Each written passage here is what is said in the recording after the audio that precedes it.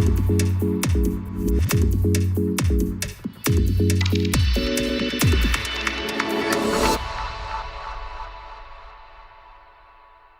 an analyst at IDTechEX. So IDTechEX covers a whole wide range of electric vehicle research. We try and look beyond cars, buses, trucks, and land transportation to other things. Things that perhaps don't capture the limelight in the media so much, but in our view, have an equally inevitable transition. So we look at other sectors from construction, agriculture, and mining, aircraft, the 20 million motorcycles sold every year in India. And in this presentation, I'm going to be talking about boats and ships. The first thing I'd like to kind of say or point out is that there is an argument to be made for electric ships having been around for more than 100 years. The first diesel-electric river tanker came on the water in 1903. This is a Russian river tanker called the Vandal. But diesel-electric, which exists in ships and trains, isn't electric. You always need a diesel engine to propel the vessel. In other words, there's no battery, there's no engine off mode, so it's not going to help you get to this zero emission target or how low can we go target. That's been the theme of this conference. The way IDTechEX has, or the way we view the marine sector is in some ways analogous to land transportation. So the segments we look at are leisure boating and commercial and industrial vessels. So you can think of leisure boating a bit like cars. They're usually personally owned. With today's battery technology, they can make the jump to pure electric, and they travel short distances, which is why they can jump to pure electric. And the way they can be converted is with inboards or outboards. Inboards you have to get right in the guts of the vessel to install.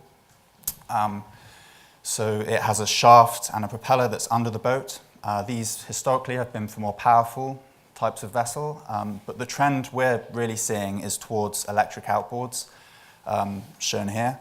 So the reason for this is they've been getting more powerful in the last few years, and they're much easier to just install on the back of the boat. So you can swap out your petrol outboard from your Yamaha, your Honda, and install the electric version. And often they can come with, or some of them can come with integrated lithium-ion batteries. So it really is a turnkey system that you just put on the end of the boat and go. The problem is there hasn't really been much to incentivize uptake of the market to pure electric outboards. There's no regulation limiting the emissions you can make, or not nearly as much as you get from cars. And there's no subsidies I'm aware of that incentivize uptake. So it's really been a story of wealthy early adopters who have been environmentally conscious so far. So I think that's one thing that needs to come from governments is this regulation of all areas of transportation, not just focusing on specific sectors. The next sector is commercial and industrial vessels. I think of this in two ways, short range and long range. So your short range, I've categorized this as ferries, tugboats, offshore supply vessels, things that aren't typically ocean crossing. Usually they're going to be coming back to where they started at the end of the day. And this means they can be hybrid or pure electric. Ferries can actually make the jump to pure electric today in some scenarios. The technology is available. It's just an issue of cost. This ferry here is the e-ferry. I believe it's the ferry with the largest battery on board. It's 4.3 megawatt hours. And the real challenge isn't so much the battery, it's the charging. So it's equipped with 4 megawatt charging. So when we talk about these trucks and the challenges with potentially megawatt charging with the Tesla Semi, think of the infrastructure you need and the shoreside infrastructure and batteries that would need to support 4 megawatts. It's really huge, and that's one of the big challenges of electrifying this sector, is having the shoreside capability to enable this technology. And then finally, long haul. So I think of this as your cargo carrying or ocean crossing vessels. So your tankers, container ships, ro-ro, and so on. And these are the hardest in a way, this is an equivalent to aviation or long-haul trucking. The technology doesn't really exist to have any of these go pure electric, but there are things that you can do. You can replace some of their batteries, some of their diesel engines with a battery for peak shaving, and this can help you reduce your fuel costs, and there's some economic arguments and basis to do this. But that really is the end game. To take the focus to emissions, the industry really has been not so much looking at greenhouse gases, but it's been looking at your sulfur and nitrogen oxides so far. The reason is, if I can just put into context with this quote, which was reported by The Economist a couple of years ago.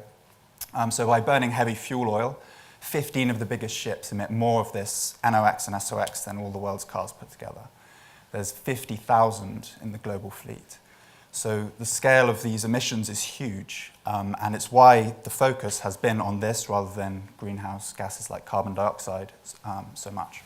And SOx and NOx, it's detrimental to human health. So the concern is more about the diseases it can cause, the respiratory diseases. And so, as you might logically think, what the industry has done, the International Maritime Organization, which is a UN body, they've restricted some of the ships traveling around coastlines. So they've restricted the amount of sulfur and nitrogen oxides they can emit, but only in certain areas around coasts. So the main ones that have been in place since as early as 2007 are the ones around the US and Canada, also some in the Baltic and the North Sea. And some new ones have come up on rivers in China very recently. What's interesting, or what IDTechEX views is going to really drive change going forward beyond 2020, is that we're not going to have these emission control areas anymore. There's more going to be an emission control world.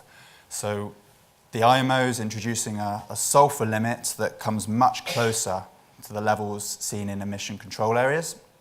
And the way that the industry has typically met some of the demands of emission control areas is using fuels that are more expensive but less sulfur content,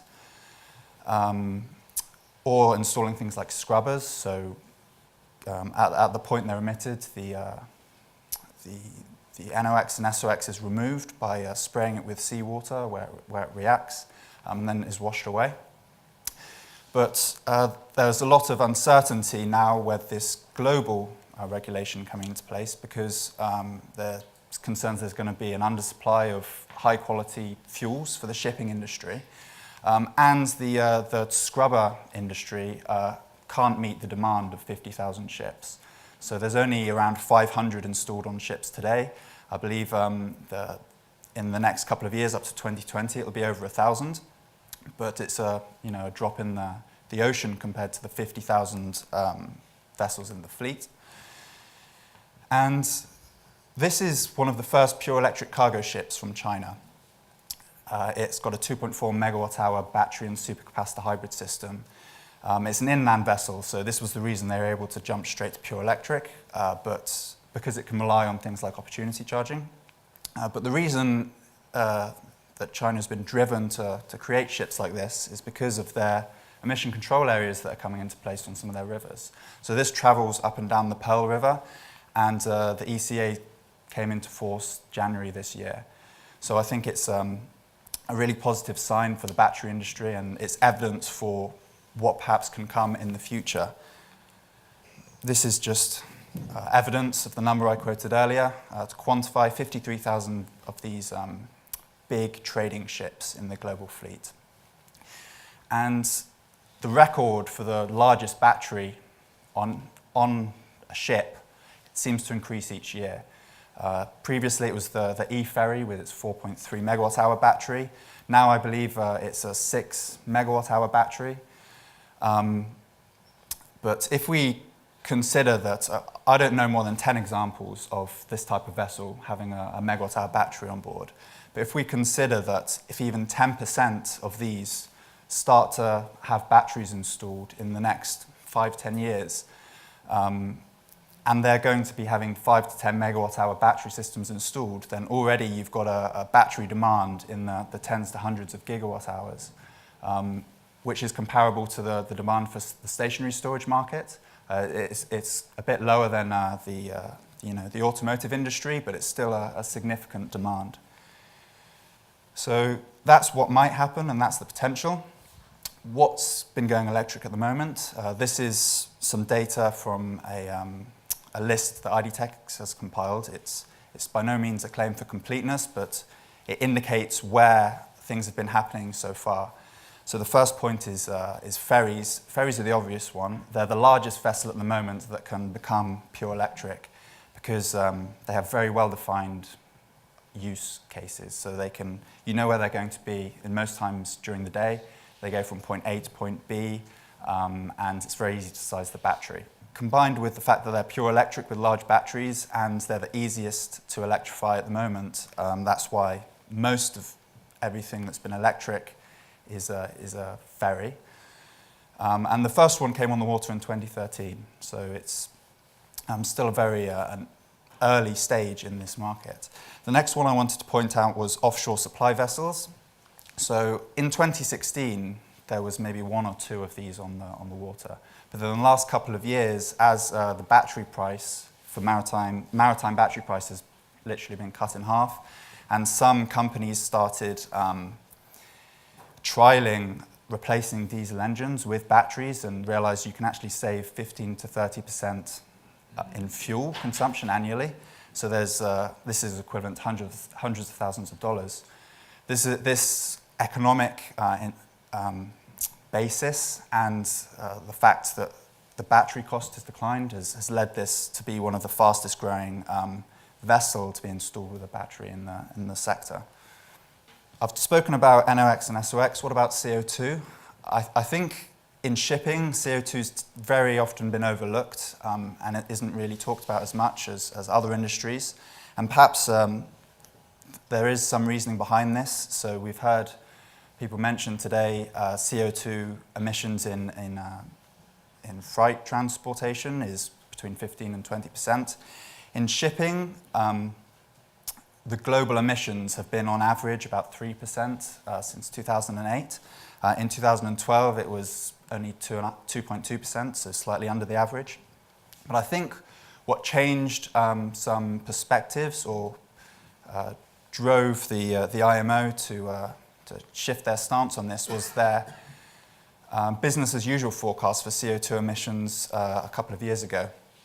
And they predicted on a minimum that if there's no new technologies or any kind of targets introduced to force vessel operators to lower their emissions, then the minimum increase of CO2 is going to be 50% higher. And these are the 4 business as usual scenarios.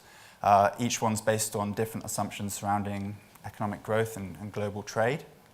But the base was 50% and the worst case scenario is 250%. So the question is, why are we letting an industry like this get away with it when we have the backdrop of things like the Paris Agreement and other industries are being forced to electrify or invest in electrification at the very least? And this is a timeline of how recent this development was. So we've had some ECAs in place since 2006. And this report was released in 2015, I believe. And the target to reduce CO2 in shipping by 50% compared with 2008 came only April of last year. So when we compare this or combine this with the fact that we have a global emission control world, a global sulfur regulation coming into place, and CO2 target to reduce this, I think this has big implications for the uptake of battery use in ships and how they replace some of the diesel engines. Because the technologies that the industry's typically relied on, like scrubbers, they don't reduce CO2 in the same way. They just help with sulfur. And the scrubbers themselves can be multi-million-dollar investments. So the cost can be comparable to a battery there. And then finally, I'd just like to talk about the batteries themselves in the maritime sector. So batteries aren't the same in the marine sector as they are in a car. They tend to have to be more rugged and more absorbent for the shocks that you get in a more harsh marine environment. And safety is a very high priority. So they have typically very advanced thermal runaway systems. But some companies, it's been a logical step, if some cell makers and battery makers, some of them have just naturally made a step into the marine sector by originally producing batteries for things like buses. Others are just directly, not vertically integrated, but directly sourcing their cells from the auto industry.